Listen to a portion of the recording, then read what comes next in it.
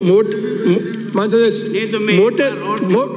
रूप में जो कमी आई है वो वन क्षेत्र के बाहर का जो क्षेत्र है, क्यों सर्वे के अंदर बाहर का क्षेत्र भी उसमें शामिल आता है। जो आप भू सर्वेक्षण ऑफ इंडिया की रिपोर्ट की बात कर रहे हैं, वो शामिल होने की वजह से ये स्थिति है। अध्यक्ष महोदय, मैं बहुत नम्रतापूर्वक कह रहा हूं कि जो फॉरेस्ट रिपोर्ट 21 की आई है वो 15 वर्ष की है। 2006 में जो हमारा एरिया था जिस पर ये फॉरेस्ट था, वो एरिया था आपका 4.86% टोटल जो आपका एरिया था। 15 साल के बाद आपके इतने सब प्रयत्न करने के बाद केवल 0.9% फॉरेस्ट एरिया बढ़ा है और उस पर आपके 1200 से अधिक करोड़ रुपया खर्च हुआ है। 1% भी नहीं, 0.9% ही एरिया बढ़ा है। तो ये आपके विभाग की तस्वीर को जनता के बीच में रख रहा है। कृपा करके इस ऑथेंटिक कागज को देखने के बाद डिपार्टमेंट से पूछताछ तो करो कि आखिर ये हो क्या रहा है। ये आप 0.9 की कह रहे हो, वो मैंने कहा वन क्षेत्र से बाहर है। फॉरेस्ट लैंड जो रिकॉर्डेड हमारा फॉरेस्ट है उससे बाहर है, वो शामिल करने से केवल 0.9 आ रहा है। मैं अपने मन से नहीं कर रहा हूँ, इस रिपोर्ट के आधार पे क्वेश्चन पूछ रहा हूँ। मैंने अपने मैंने आपको आप दूसरे ढंग से लेके आए, मैं डिटेल डिस्कशन करेंगे इस क्वेश्चन में, इतना डिटेल नहीं हो पाएगा। आप दूसरे ढंग से लेके आएंगे फिर उसमें डिस्कस करेंगे। अगला प्रश्न श्रीमती साफिया जुबैर, प्रश्न संख्या 5। माननीय अध्यक्ष महोदय, खंड 1 ग्राम ढाडोली, तहसील रामगढ़, जिला अलवर में सरकार के नाम दर्ज चरागाह भूमि खसरा नंबर 327, रकबा 8.28 हेक्टर में से रकबा 6.44 हेक्टर, खसरा नंबर 328, रकबा नंबर 1.28 हेक्टर, पूर्ण किता 2, रकबा 7.72 हेक्टर का नामांतरण संख्या 380 दिनांक 30/6/2020 से भंवर सिंह पुत्र भगवान सिंह राजपूत शाकिंदे खातेदार व खसरा नंबर 310, रकबा 0.13 हेक्टर, खसरा नंबर 311, रकबा 0.32 हेक्टर, खसरा नंबर 312 0.05 हेक्टर, खसरा नंबर 313, रकबा 1.40 हेक्टर, खसरा नंबर 314, रकबा 2.82 हेक्टर, किताब 5, रकबा 4.72 हेक्टर का नामांतरण संख्या 381 दिनांक 1/7/20 से नादान सिंह, जगदीश सिंह पिता हरी सिंह, संजू सिंह, सतीश सिंह पिता शैतान सिंह, रघुवीर सिंह, रतन सिंह पिता भंवर सिंह, देवेंद्र सिंह, गजराज सिंह पिता विजय सिंह, जाति राजपूत शाकिन दे खातेदार के नाम नामांतरण खोले गए। उक्त ग्राम डाडोली में यूआईटी अलवर की भूमि का व्यक्तिगत नाम से नामांतरण नहीं खोला गया।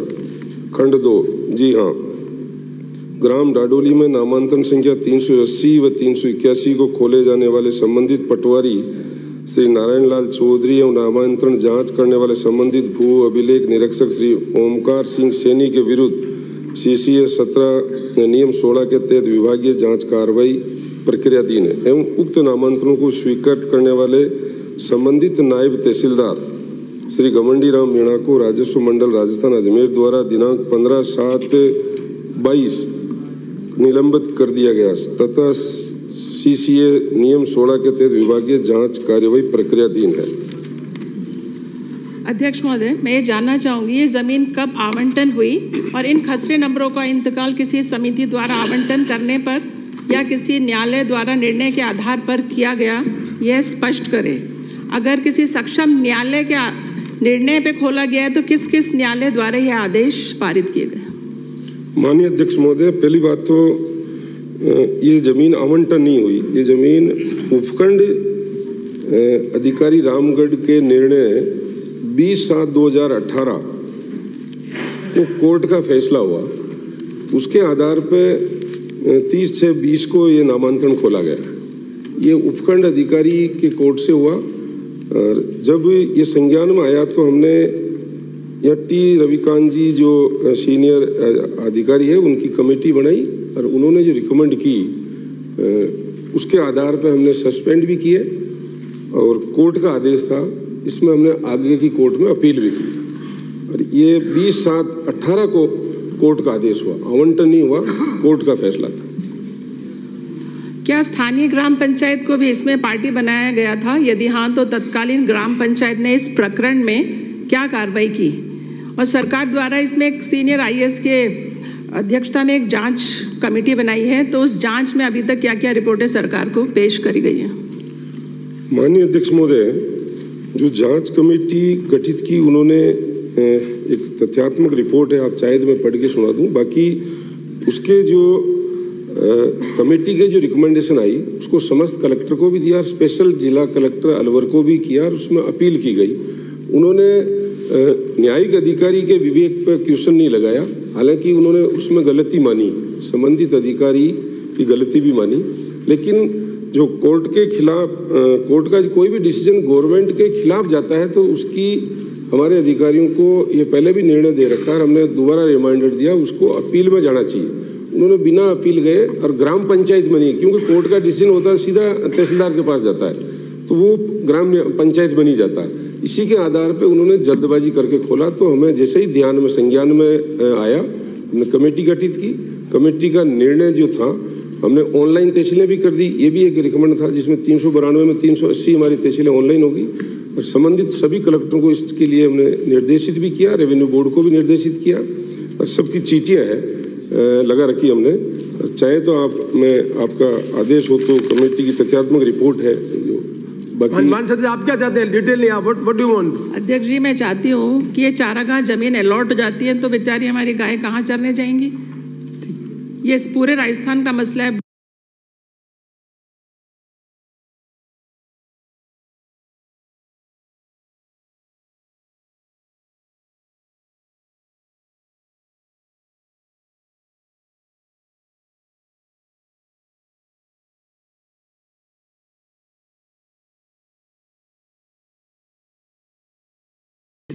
ये पूरे राजस्थान का मसला है।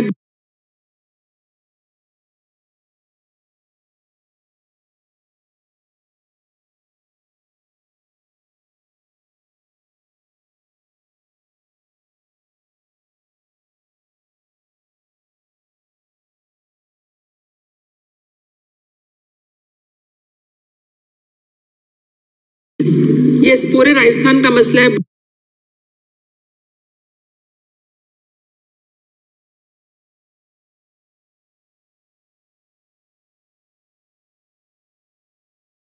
कर दिया, फिर भी चरागाह थी, तो गवर्नमेंट की कोई भी लैंड का फैसला अगर गवर्नमेंट के खिलाफ आता है एनी डिपार्टमेंट, तो उसके लिए संबंधित अधिकारी को अपील में जाना चाहिए, नो अपील लेनी चाहिए। इन्होंने नहीं किया तो ये गलती की। ये पूरे राजस्थान का मसला है। दोनों नामांतरण निरस्त करने की कार्रवाई भी अपील कर दी और इसकी पूरा जो जजमेंट है उसके खिलाफ भी निर्णय करने का अपील कर दी, उसको निर्णय को रिजेक्ट करने की भी कर दिया। फिर भी चरागाह थी, तो गवर्नमेंट की कोई भी लैंड का फैसला अगर गवर्नमेंट के खिलाफ आता है एनी डिपार्टमेंट, तो उसके लिए संबंधित अधिकारी को अपील में जाना चाहिए, नो अपील लेनी चाहिए। इन्होंने नहीं किया तो ये पूरे राजस्थान का मसला है। दोनों नामांतरण निरस्त करने की कार्रवाई भी अपील कर दी और इसकी पूरा जो जजमेंट है उसके खिलाफ भी निर्णय करने का अपील कर दी, उसको निर्णय को रिजेक्ट करने की कर दिया। फिर भी चरागाह थी, तो गवर्नमेंट की कोई भी लैंड का फैसला अगर गवर्नमेंट के खिलाफ आता है एनी डिपार्टमेंट, तो उसके लिए संबंधित अधिकारी को अपील में जाना चाहिए, नो अपील लेनी चाहिए। इन्होंने नहीं किया तो पूरे राजस्थान का मसला है। दोनों नामांतरण निरस्त करने की कार्रवाई भी अपील कर दी और इसके पूरा जो जजमेंट है उसके खिलाफ भी निर्णय करने का अपील कर दी, उसको निर्णय को रिजेक्ट करने की कर दिया। फिर भी चरागाह थी, तो गवर्नमेंट की कोई भी लैंड का फैसला अगर गवर्नमेंट के खिलाफ आता है एनी डिपार्टमेंट, तो उसके लिए संबंधित अधिकारी को अपील में जाना चाहिए, नो अपील लेनी चाहिए। इन्होंने नहीं किया तो दोनों नामांतरण निरस्त करने की कार्रवाई भी अपील कर दी। प्रश्न संख्या 7। अध्यक्ष महोदय, खंड 1 विधानसभा क्षेत्र फलोदी में 1 जनवरी 2019 से 31 दिसंबर 2022 तक आगजनी की कुल 82 घटनाएं हुई। 69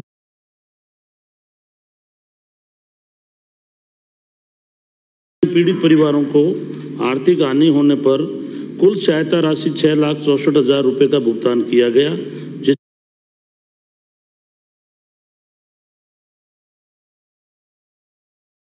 इसका नामावर विवरण परिशिष्ट ए पर संलग्न है। खंड 2, उक्त विधानसभा क्षेत्र में आगजनी की घटनाओं में आर्थिक सहायता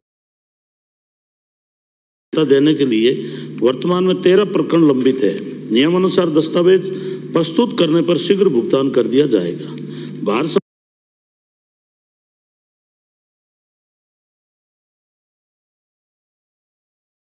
सरकार द्वारा दिनांक 10/10/22 को जारी नॉर्म्स के अनुसार राज्य आपदा मोचन निधि से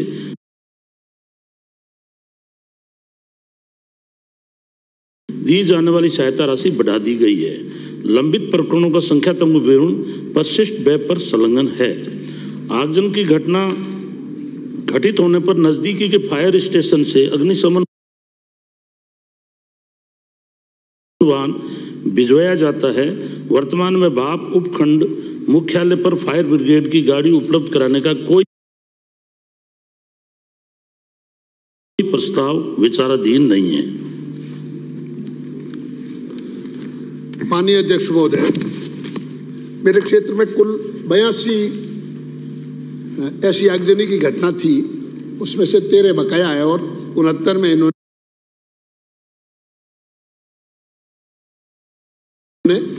पेमेंट कर दिया। परंतु आप इनके नुकसान का जायजा और उसके बाद में मुआवजा की राशि ये देखेंगे तो पाएंगे कि नुकसान का आकलन हुआ है 89,05,150 और मुआवजा राशि 6,64,000, यानी कि ऊंट के मुंह में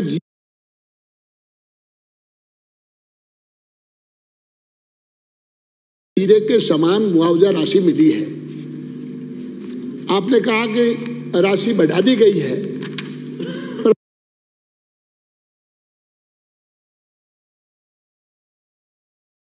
परंतु राशि इतनी पर्याप्त होनी चाहिए तो कम से कम वो परिवार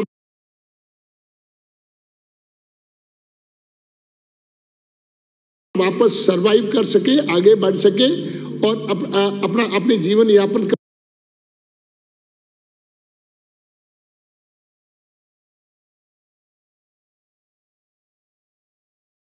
सके।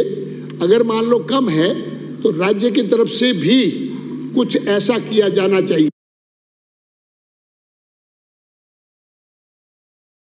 दूसरा मेरा सवाल, उपखंड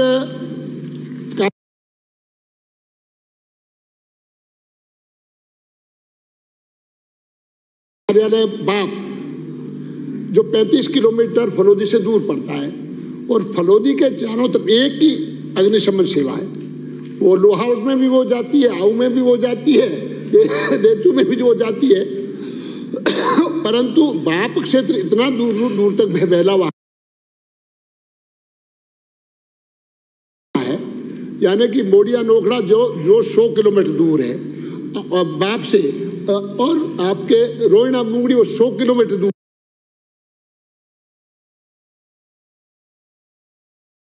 है, आपके रोड़ा बडला वो 100 किलोमीटर दूर है, और नोख जो आता है वो जैसलमेर का वो भी यहाँ पर आता है और यहाँ से अग्निशमन सेवा ले जाता है। यानी कि इतनी दूर तक वो फलोदी वाली सेवा प्रश्न पूछे, तब तक तो सब हो जाएगा। तो मेरा ही आपसे निवेदन है कि आप बाप को एक अग्निशमन वाहन उपलब्ध करवा दें, ये मेरा निवेदन है। अध्यक्ष महोदय, हमारे जो राशि जो दी जाती है आदान अनुदान की SDR और NDRF नियमों के अनुसार दी जाती है। जहाँ तक अग्निशमन की बात है, हमने 19 और 20 में 200 अग्निशमन की घोषणा की थी। हमारे विभाग की तरफ से ये राशि सारी स्वायत्त विभाग को दे दी गई है, जिसमें 126 अग्निशमन खरीद लिए गए हैं और 74 अभी और खरीदने हैं। जहाँ तक भाप की बात है, इसका सिस्टम ये होता है कि वहाँ का ड्राइवर और तेल का रख रखाव जो संस्था देती है, वहाँ अग्निशमन की घोषणा की जाती है। अगर भाप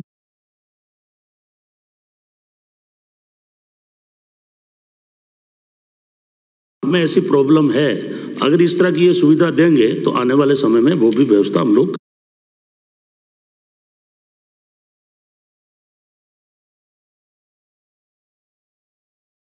कराएंगे। माननीय अध्यक्ष महोदय, मैं पंचायत समिति अथवा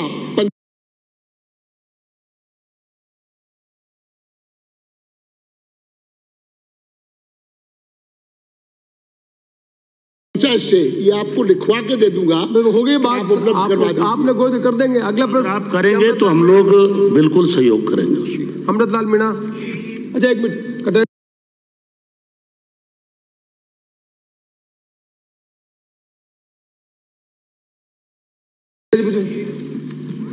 अध्यक्ष महोदय, मंत्री महोदय ने अपने जवाब में दिया है कि 10-10-22 को कुछ नॉर्म्स बदले हैं और उस बदले हुए नॉर्म्स के अनुसार कुछ राशि बढ़ाई है। ये जो पेमेंट आपने किया है ना, लगभग 90 लाख का नुकसान हुआ और 6 लाख का पेमेंट हुआ, तो लगभग 15% है, मतलब 15वां हिस्सा है। तो क्या ये पेमेंट 10-10-22 का बढ़ा हुआ पेमेंट किया गया है या पुराने पेमेंट पे किया है?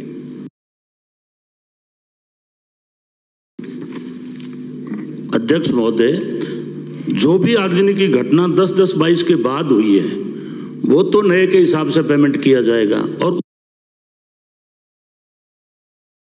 उससे जो पहले की आगजनी हुई है वो पहले के हिसाब से पेमेंट किया जाएगा। अगला प्रश्न अमृतलाल मीणा। प्रश्न संख्या 8। अध्यक्ष महोदय, खंड 1। जी हाँ, प्रदेश में कृषि कार्य करते समय दुर्घटना में किसान ऑब्लिक खेतिहर मजदूर अंग भंग हो जाने या मृत्यु हो जाने पर राजीव गांधी कृषक साथी सहायता योजना के अंतर्गत कृषि उपज मंडी समिति द्वारा सहायता राशि दिए जाने का प्रावधान है। वर्ष 2018 माह जनवरी 2018 से माह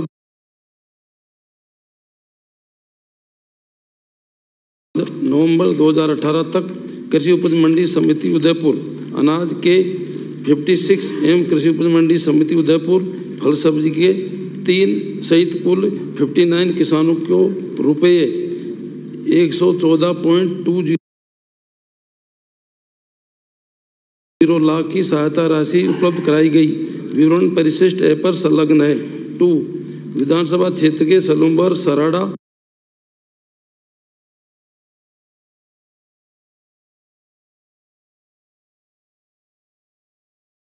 सेमारी जयसंबंध व झल्लारा तहसीलों में वर्ष 2018 माह जनवरी 2018 से माह नवंबर 2018 तक कृषि उपज मंडी समिति उदयपुर अनाज में कुल 27 आवेदन प्राप्त हुए तथा उक्त आवेदनों में से 21 आवेदन स्वीकृत किए गए एवं 6 प्रकरण निरस्त किए गए। उक्त अवधि का कोई आवेदन वर्तमान में लंबित नहीं है। तहसील सलम्बर सराड़ा सेमारी जयसमंद व झल्लारा क्षेत्र के राजीव गांधी कृषक सहायता योजना का कृषि उपज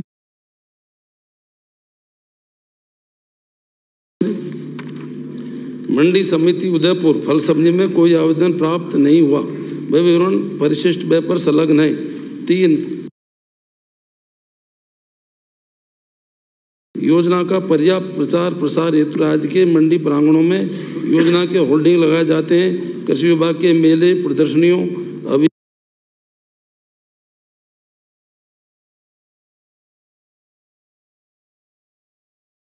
अभियानों में योजना के पंपलेट वितरित किए जाते हैं। मंडी प्रांगण में आयोजित कार्यक्रमों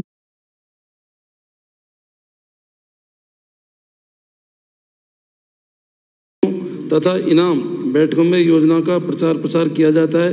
योजना का सरलीकरण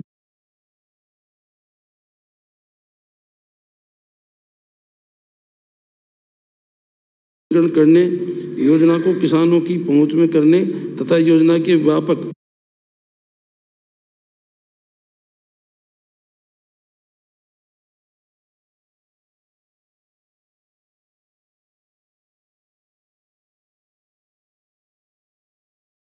व पारदर्शी बनाने हेतु राज्य किसान पोर्टल पर योजना की संपूर्ण प्रक्रिया आवेदन से सहायता राशि के भुगतान तक को ऑनलाइन कर दिया गया है।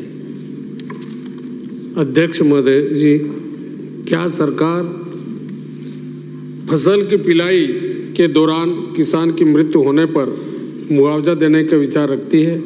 यदि हाँ तो कब तक, नहीं तो क्यों?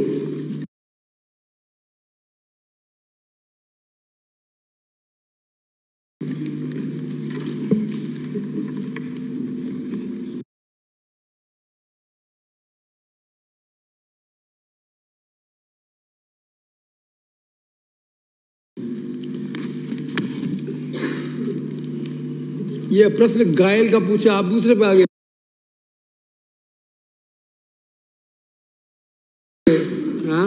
माननीय सदस्य, अगला प्रश्न श्रीमती चंद्रकांता।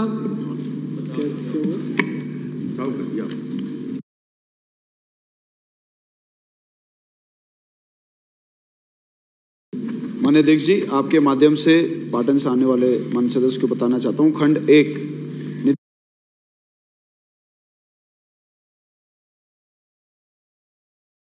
निदेशक प्रशिक्षण एवं निदेशक RCVT के पद 1/9/2020 एवं दिनांक 28/9/2020 से रिक्त हैं। जी हाँ, विभाग द्वारा इन पदों को विभागीय पदोन्नति से भरे जाने का विचार रखता है। इस हेतु निदेशक प्रशिक्षण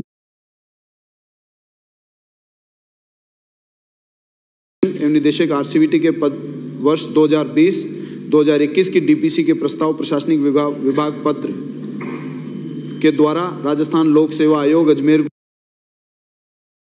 को भिजवाए जा चुके हैं। पत्र दिनांक 17 जनवरी को राजस्थान लोक सेवा आयोग अजमेर को पुनः भेजा जा चुका है।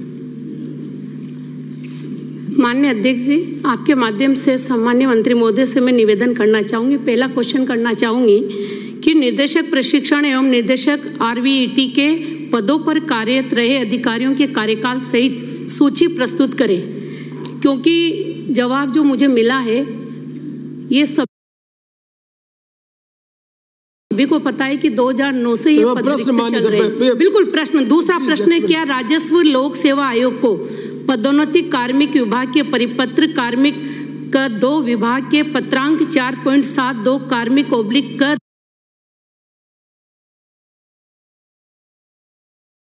2/19 जयपुर दिनांक 24/2/20 के अनुसार प्रपत्र में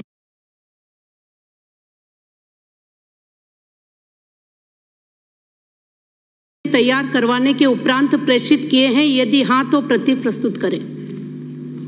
माननीय अध्यक्ष पूछ रहे हैं कि सब अलग प्रश्न प्रस्तुत करेंगे, जवाब लेना है, प्रस्तुत लेना आपको। जो आंसर आपने दिया उसी में से बनाए। माननीय अध्यक्ष महोदय, ये DPC को लेकर प्रश्न है। 2020 के बाद में 29/6/2021 में DPC हुई। उस समय में कोई भी निदेशक नहीं बन सके क्योंकि किसी की सीनियरिटी नहीं थी। उसके बाद में 8 अप्रैल 2022 को